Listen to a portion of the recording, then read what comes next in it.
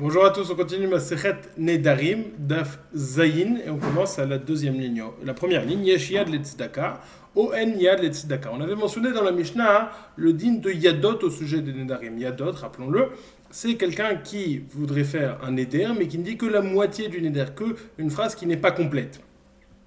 Et il y avait un din particulier qui était appris du verset, ou de Neder Leader, ou de Lindor Neder, ou de Nazir Leazir, ou de Kechol Ayotzemipiv Yaseh, que quand bien même une personne n'aurait pas exprimé tout le Neder par sa bouche, avec sa bouche, si on peut comprendre son intention par le Neder, ça suffit.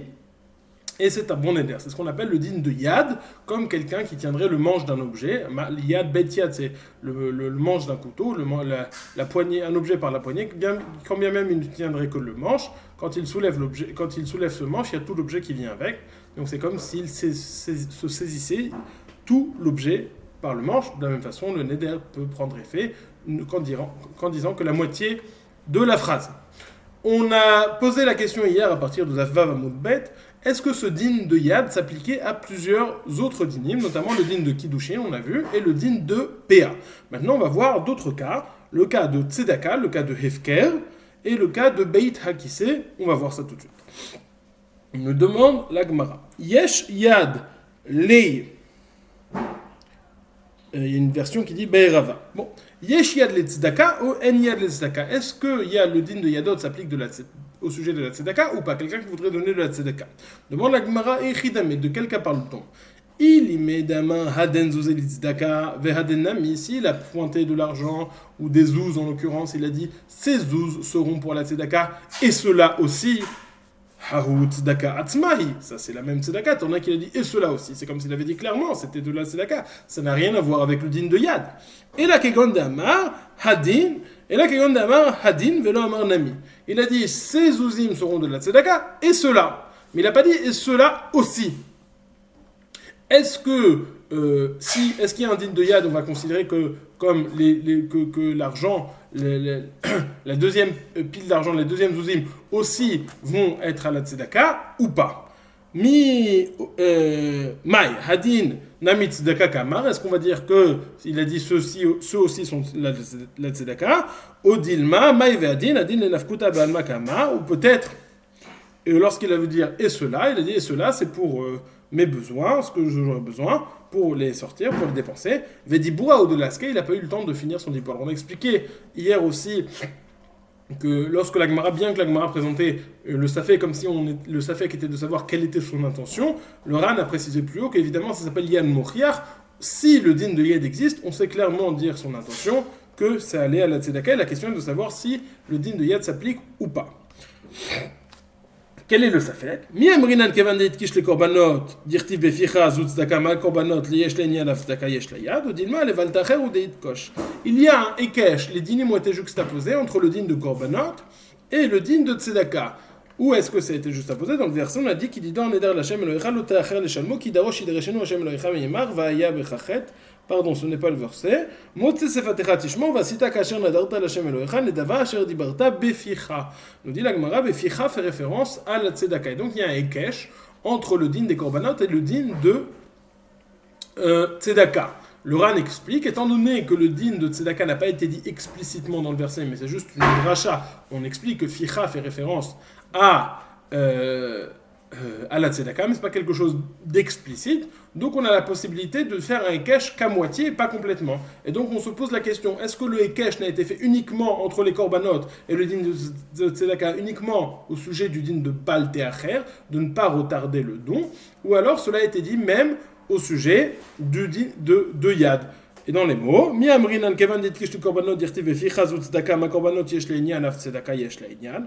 Est-ce qu'on va dire, étant donné que le din de tzedaka était ou cache juxtaposé au din de korbanot, comme il est écrit beficha qui fait référence à la tzedaka, et on va dire donc de la même façon que les korbanot, il y a un din de Yad, il en est de même pour la tzedaka, ils ont un din de Yad. Odilma le valtacher ou deit kish, peut-être que lorsqu'il y a eu ce kesh entre les deux dinim, ça n'était dit que au sujet du bal teacher, mais pas au sujet du din de Yad. Troisième question dans la Gemara, donc c'est la première question de ce daf, est-ce qu'il y a de la tzedaka ou pas? Deuxième question, yesh yad le hefker ou dilma en yad le hefker. Quelqu'un qui rendrait un objet hefker, c'est-à-dire qu'il le rendrait complètement, il enlèverait sa propriété de cet objet. Est-ce qu'il y a un yad? Demande la Gemara, il nous les tzedaka, parce que quand quelqu'un il fait un hefker, c'est pour donner la tzedaka, donc ça revient à la même question. On dit à Gemara, non. Im tinselomar kama. Im tinselomar yesh yad le tzedaka, den ekesh le merza, hefker mi amrina na yinu tzedaka. Ou dilma shani tzedaka, de tzedaka lo chazi l'alanim, aval hefker ben le'anim, ben le'ashirim. La Gemara pose la question. Si tu me dis qu'au sujet de la tzedaka, il y a le din de yad, est-ce que je vais dire que ça va s'appliquer aussi au din de hefker? Pourquoi? Parce que d'un côté, c'est très similaire, parce que je donne de l'argent aux pauvres, mais d'un autre côté, hefker, étant donné que je le donne et aux anim, et aux ashirim, et aux pauvres et aux riches et aux pauvres, c'est pas forcément dit que le din de yad s'appliquera aussi. Ou est-ce qu'on va dire que c'est la même chose que la tzedaka, ou pas? Et dans les mots, si tu veux dire que au sujet de tzedaka, il y a le din de yad et ekesh lemer, ça parce qu'on fait le din, le ekesh complet, efker mi amrina na yinu tzedaka. Au sujet de efker, ce qu'on va dire, c'est comme la tzedaka, et donc s'appliquera le din de yad. Au din ma shani tzedaka, tzedaka lo chazi el alanim, aval efker ben lanim en lashirim, ou va-t-on dire qu'il y a une différence entre le din de tzedaka et le din de efker, parce que le din de tzedaka la tzedaka n'est donnée qu'aux pauvres, tandis que le hefker est donné aussi bien aux pauvres qu'aux riches. Ça, c'est la deuxième question de la Gemara de Soutaf. Troisième question de Ravina. Ravina, yashad le betakissé au lot, est-ce qu'il y a un din de yad au betakissé ou pas? C'est quoi betakissé? C'est les toilettes. Quel rapport? Quel est le sujet? Le sujet est lorsqu'on a une pièce que l'on va introniser comme étant les toilettes, à partir du moment où la Gemara a posé la question, c'est une question. On va introduire Zimoun le betakissé. Lorsque je définis un endroit comme étant un endroit pour des toilettes, reprenons de base. Dans des toilettes, j'ai pas le droit de faire Kriyat Shema. Nous dit le Ran, j'ai pas le droit de faire Kriyat Shema, c'est dans Brachot, Ravdalet, on voit ça. J'ai pas le droit de faire Kriyat Shema aux toilettes. Si ça n'est pas encore des toilettes, mais j'ai déjà préparé l'endroit pour que ce soit des toilettes. Est-ce que déjà ça va être interdit de faire Kriyat Shema dans cet endroit, puisque ça va être déjà considéré des toilettes, ou pas? Ça, c'est Aïm yesh zimoun le betakissé ou en zimoun le betakissé. Parce que le fait de préparer un endroit en tant que toilette, ça suffit à interdire la lecture de Kriyat Shema dans cet endroit. Deuxième question qu'on va se poser, quand bien même il y aurait zimoun le betakissé, quand bien même préparer un endroit, est-ce qu'il y a un digne de yad les zimoun le betakissé? Est-ce que si au moment où j'ai introduit cet endroit comme étant des toilettes, mais sans dire complètement, est-ce que là s'appliquera le din de yad ou pas? Le Roche mentionne, dans le Ran, j'ai pas vu qu'il mentionnait ça, mais dans le Roche, il dit que c'est une question uniquement midera banan et pas midoraït. En tout cas, Ravina s'est posé la question. Yeshia le betaki, c'est Olo. Est-ce qu'il y a le din de yad s'applique au sujet des toilettes ou pas? Echida me demande la Gemara. Il me damar haden betali eve betaki se vaden nami, haou betaki se nami hava. Si une personne a dit cette pièce sera des toilettes et cette pièce aussi, bah là c'est clair, il a dit, encore une fois, quand il dit et ça aussi, comme on a vu dans toutes les safek de Gemara, ça c'est très clair, on n'a même pas besoin d'arriver au din de yad. Et la kigon de amar vehaden, velo amar nami. Il a dit et celle-là aussi, il n'a pas dit il dit ça, cette pièce seront des toilettes, et celle-là. Il n'a pas dit et celle-là aussi. Maï. Et donc s'il y a un din de yad, ça c'est des toilettes. S'il n'y a pas de din de yad, ça ne sera pas des toilettes. Et donc on se sera permis de dire Kriyat Shema. Maï. Ve'aden et tashmisha be'al makama. Pardon. Maï haden de amar, ve'aden nami beitakise, ou din maï ve'aden et tashmisha be'al makamar. Lorsqu'il a dit ve'aden, s'il y a le din de yad, on va dire que c'est les beitakise. Il a dit et ceux-là seront aussi des toilettes, et ceux-là seront des toilettes. Ou est-ce qu'il a dit, s'il n'y a pas le din de yad, on va dire que en fait ce qu'il a voulu dire c'est ve'aden et tashmisha kamar. C'est pour ça, ce seront les toilettes, cette pièce sera pour les toilettes, et ça, ce sera pour d'autres utilisations, mais pas pour des toilettes. En tout cas, du safek de la Gemara déduit, Ravina il nous se pose la question, est-ce qu'il y a un din de yad lorsque je vais définir un endroit comme étant des toilettes?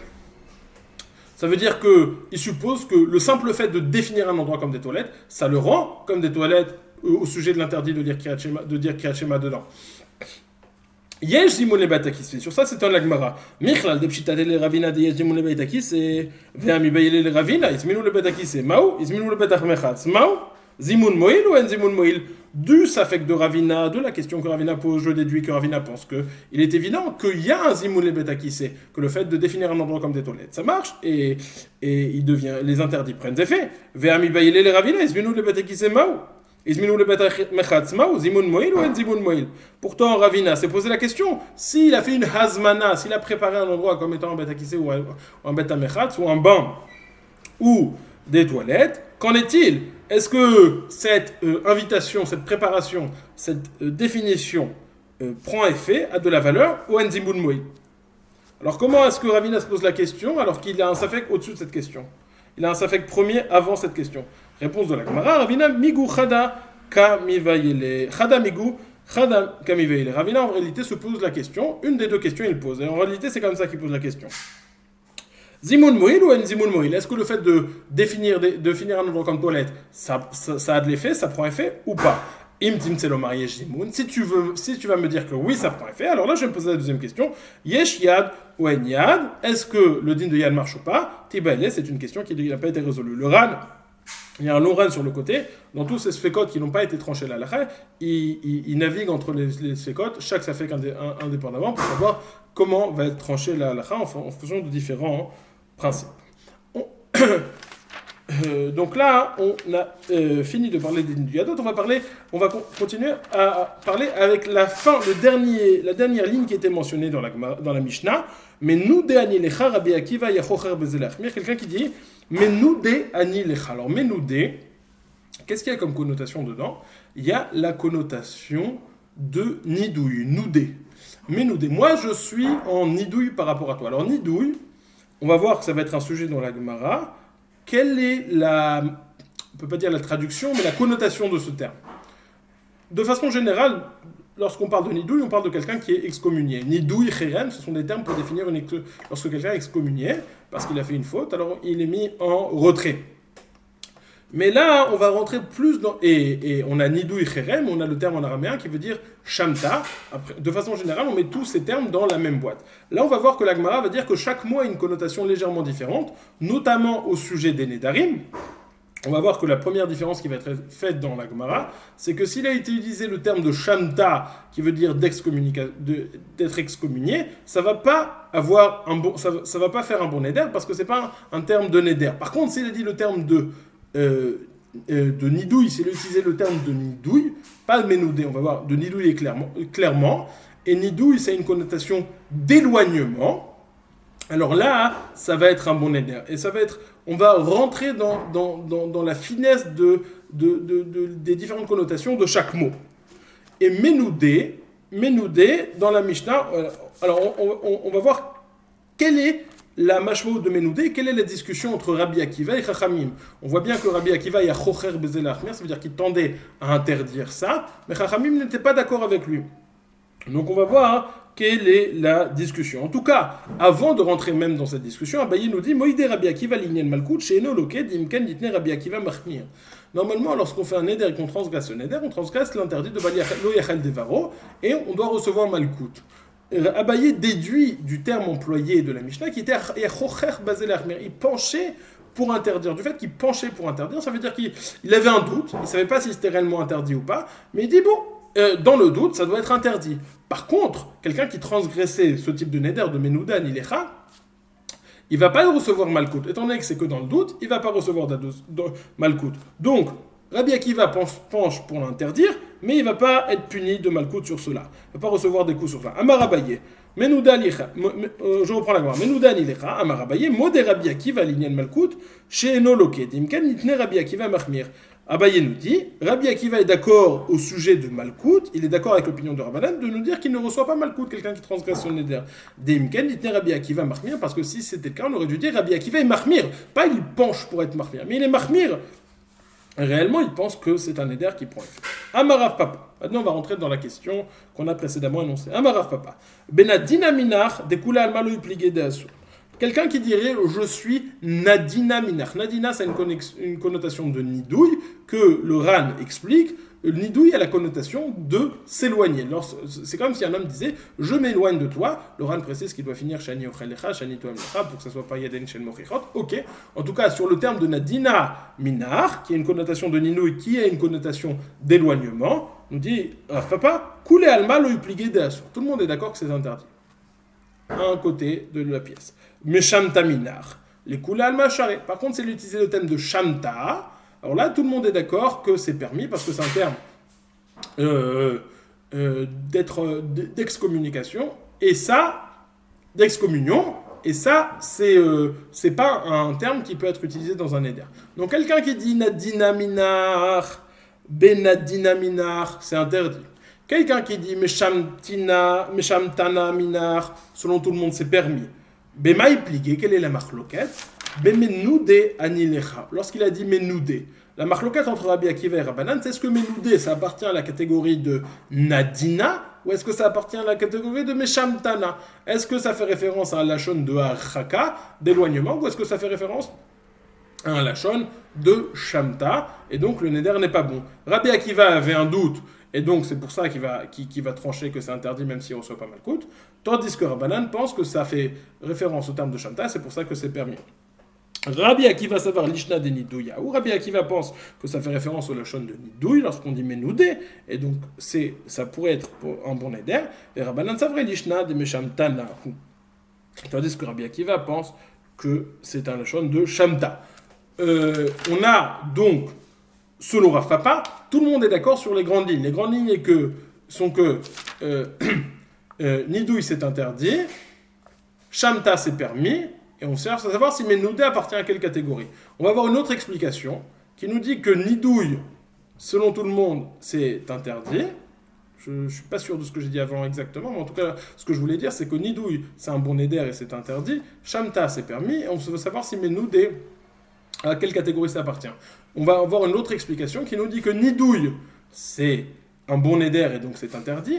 Et la marloquette entre Rabbi Akiva et Chachamim n'est pas de savoir si Menoudé appartient à Shamta ou appartient à Nidouille. Menoudé appartient Vadaï à la catégorie de Shamta. La question est de savoir est-ce que Shamta va interdire ou est-ce que Shamta ne va pas interdire. Dans les mots, ou Pliga de Rav Hizda, ils ne sont pas d'accord avec Rav Hizda. En effet, il y a une histoire avec Rav Hizda où Gavra Damar Shamta la Minecha c'est des bérets de Rabbi Yirmiya Baraba. Rav Hizda, il y a une histoire qui est venue devant Rav Hizda. Il avait dit, pardon, il y a une personne qui a dit, moi je suis en Shamta dans les biens du fils de Rabbi Yirmiya Baraba. Il est venu devant Rav Hizda, Marlelit de Chashlela, il est Rabbi Akiva, qu'à savoir de Shamta n'a plié. Et donc lui, il avait un éder en utilisant le terme de Shamta, il est venu devant Rav Hizda, il lui a dit, Shamta, personne ne penche pour l'opinion de Rabbi Akiva, qui, lui, l'opinion de Rabbi Akiva pense que Shamta c'est interdit. On voit bien que donc, il pense que c'est uniquement l'opinion de Rabbi Akiva qui pense que Shamta, c'est interdit. Tandis que selon Rav Papa, selon tout le monde, c'est permis. Lorsqu'il dit Shamta, selon tout le monde, c'est permis. Selon Rav Hizda, c'était l'opinion de Rabbi Akiva était d'interdire Shamta. On a dit beaucoup de choses. On va essayer de résumer tout simplement, tout de façon le plus claire possible. Dans la Mishnah, on a une marloquette sur Menoudé Anilecha. Menoudé Anilecha, Rabbi Akiva penche pour interdire et Chachamim sont métirim complètement. On a deux explications sur Menoudé Anilecha. Rav Papa et Rav Hizda. Rav Papa nous dit que Menoudé Anilecha, la marloquette est de savoir est-ce que ça appartient à la catégorie de Nidouille qui est interdite, qui est un bon éder, ou est-ce que ça appartient à la catégorie de Shamta qui est pas un bon éder et donc c'est permis. Ça c'est selon Rav Papa. Tandis que selon Rav Hizda, la marloquette entre Chachamim et Rabbi Akiva et Chachamim et que Vadaï Menoudé ça appartient à la catégorie de Shamta, mais la question est de savoir est-ce que Shamta c'est un bon éder et c'est interdit ou est-ce que Shamta c'est pas un bon éder et c'est permis. Encore une fois, c'est des choses qui sont assez difficiles à comprendre, encore plus à traduire, puisque c'est des mots avec lesquels que l'on n'utilise pas. Donc c'est difficile d'avoir la finesse de ces mots, mais c'est ce qui est écrit. Étant donné qu'on a parlé des notions de nidouille et d'être excommunié, on va voir plusieurs dynimes qui ont rapport à ça. plus directement en rapport avec les notarim. Omar Rabbi Ila Omar Rav. Nidaou befonov en matirim lo ela befonov. Nidaou shelo befonov matirim lo ben befanav ben shelo befanav. Quelqu'un qu'on aurait mis en nidouille, qu'on aurait excommunié, befanav, devant lui, face à lui. On l'aurait mis en nidouille devant lui. Alors là, lorsqu'on va le permettre, lorsqu'on va annuler son nidouille, on devra l'annuler aussi uniquement devant lui. Il y a deux raisons à ça qui sont expliquées dans le Ran. La première raison, c'est que lorsque c'est fait devant lui, alors ça a un nidouille de plus grande force, et donc c'est pour cela que pour l'annuler, il faut l'annuler aussi devant lui qui a plus de force, un plus grand nidouille, et donc il faut une annulation de plus grande force. Première raison, mais le Ran dit, moi il me semble que c'est Mishum Khajda. Si on lui a fait son nidouille, on l'a excommunié pas face à lui, lui il sait qu'il est en nidouille, et de ce fait, lui il sait qu'il est en nidouille, on va lui permettre son nidouille pas devant lui, sans qu'il soit au courant. Il va y avoir des gens qui vont venir lui parler, il va penser que les gens transgressent la halakha. Mishum Khajda. Pour éviter ça, si on lui a fait le nidouille devant lui, on va lui permettre son nidouille uniquement devant lui pour pas qu'il va en venir à craindre les gens. Par contre, Nidaou Shilo Befanav, si on l'a mis en nidouille pas devant lui, pas en sa présence, alors là, Matirino ben befana ben veshelo befana, on peut lui annuler son nidouille, même pas devant lui, parce qu'il va dire, de la même façon qu'ils m'ont mis ce nidouille pas devant moi, ils peuvent me l'annuler pas devant moi, il ne va pas en craindre les gens. Penser que les gens transgressent la halakha. Omar Rav Chanin, Rav Chanin dit au nom de Rav, Ashomé askarat Hashem mipi chavero tzarich lenadato. Quelqu'un qui entend son ami, son copain, son prochain, qui mentionne le nom de Dieu en vain, il faut que lui le mette en nidouille. Veim lo nidao ou atzmo yebi nidouille. Et si celui qui a entendu n'a pas mis son copain en nidouille, lui-même mérite d'être en nidouille. Shekol makom she'askarat Hashem metsuya sham aniut metsuya. Parce que tout endroit où le Shem Shamaim Levatala est présent, la pauvreté est présente. Ve'aniut kemita, et la pauvreté est comme la mort. Chez Neymar qui met tout kol ha'anashim amvakshim et ratra. Amvakshim et nafshecha. Car il est dit au sujet de Datan Aviram, lorsque Hachem a dit à Moshe, tu peux retourner en Égypte parce que tous les gens qui voulaient ta mort, qui sont morts, il parlait de Datan Aviram. Or, Datan Aviram n'était pas réellement morts puisqu'on les voit apparaître après. Comment sait-il que Hachem a dit ils sont morts? Parce qu'étant donné qu'ils sont devenus pauvres, ils étaient considérés comme morts. Vétania, aussi on a vu ce parallèle entre la pauvreté et la mort. Vétania, kol makom shenatnu chachamim enhem, à chaque fois que c'est écrit que chachamim natnu enhem, ils ont mis leurs yeux dans quelqu'un. Au mita, au oni, c'est ou la mort ou la pauvreté. Ça a entraîné ou la mort ou la pauvreté. On voit bien que ce sont des punitions, des situations qui sont mises sur le même plan. Omar Rabbi Abba. Rabbi Abba nous dit, avec Amina Kameh de Ravuna, je marchais devant Ravuna. Shamha le'achiteta dafka taskarat Hashem levatala. Il a entendu cette femme qui a dit le nom de Dieu en vain. Shamta, il l'a mis en Shamta, donc en nidouille, il a excommunié. Vesharale le'altar ba'apa, il lui a permis tout de suite devant elle. Shmamina tlat. De cette histoire, j'ai appris 3 dîners. Shmamina shomeh askarat Hashem mipi chaverot tzarich le'inadoto. Je déduis qu'une personne qui entend son prochain, qui mentionne le nom le nom de Dieu en vain, on doit le mettre en nidouille. Je vois aussi que si on lui a fait en nidouille devant cette personne, pour lui permettre son nidouille, il faut le faire uniquement devant elle, comme on voit dans cette histoire où apparemment il était makpid de l'annuler uniquement devant elle. Je déduis aussi qu'il n'y a pas de temps minimal, il ne faut pas attendre un jour, 2 jours, entre le moment où je la mets en nidouille et le moment où j'annule le nidouille, puisqu'on voit que Ravuna, il a mis en nidouille, il a annulé ce nidouille tout de suite, il n'y a pas besoin d'attendre un petit peu. Omar Rav Gidel Omarav nous dit, Talmid Chacham menadel l'atzmo mefer l'atzmo. Talmid Chacham peut se mettre tout seul en nidouille et se permettre son nidouille tout seul.